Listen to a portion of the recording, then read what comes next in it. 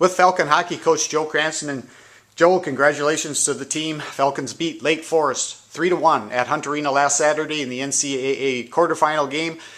Your thoughts about that game? Well, we didn't come out like we wanted to. You know, I think we really had the jitters.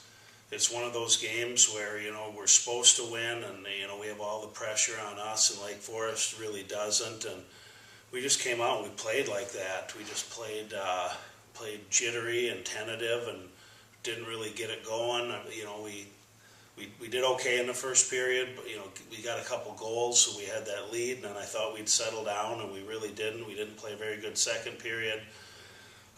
You know, but then going into the third period up 2-1, I thought we played a really strong third period and finally settled down, and we were cycling the puck well, and we had the time of possession pretty much that whole period, and you know, got that third goal to go up by a couple, and then, you know, they had their goalie pulled, and I think we had a couple of pipes. But, you know, it's one of those games, though, where Lake Forest had a couple pipes, too, and, you know, a couple inches here or there, and that could be a whole different story. They hit a pipe when it was 0-0, and, you know, they get that first goal, and who knows what would have happened. But just really happy that we got the win. But you know, Lake Forest came in there ready to play. I thought last year they came and they weren't quite ready for that game, and this year they came and they were definitely ready, and they were focused, and great job to Lake Forest, and they really came and played a really strong game. I thought they worked really hard and probably gave us as good a game as anybody has all year long. So congratulations to Lake Forest College for getting there and playing that type of game against us. But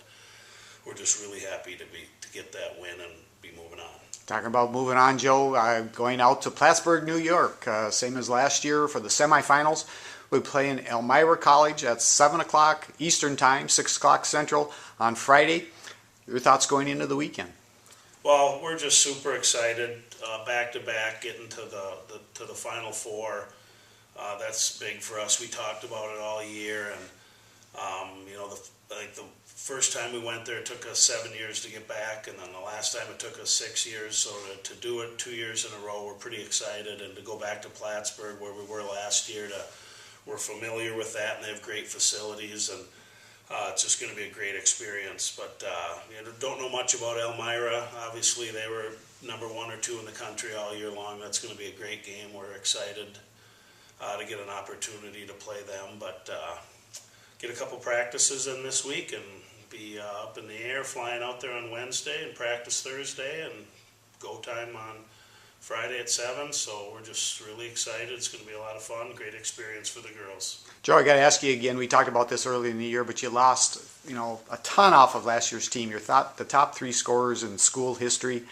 You know, back in November, you were probably wondering how the season was going to end up, and you end up with a school record 25 wins. You know, could you talk about that a little bit more? Yeah, we really didn't expect to be here, quite honestly. I didn't. I mean, that's always your goal, but when you lose Brookie and Batts and Mason, your 3 all-time leading scorers in the same year, and we don't even have a 4th line this year, you know, and our 3rd line is a hold line. They don't even score, although Danny Cassina scored the game winner in both our Lake Forest games. But it's crazy, really. I mean, and early on, I thought, you know, this would be the year where, you know, it's gonna be a rebuilding year, and we're gonna take our lumps a little bit, but once we started going and getting the season going, and we started winning some hockey games and just scoring a lot of goals. I mean, you know, Chloe and Alice, obviously a couple of leading scorers in the country, but you know, Brianna Breland and Danny Sibley, just they're way up there. Carly Wolkerstorfer with a lot of points, and Carly Moran, I think 4th in the country for rookies. I mean, obviously that makes a huge difference. And our D, you know, Paige Johnson, leading scoring defenseman in the Western United States, and some of those things. I mean, all the credit in the world to those girls for really stepping it up and just having a great year. But yep, we definitely overachieved, and hopefully we can keep overachieving for another week here. Joe, good luck to the Falcons, and we'll talk to you again next week.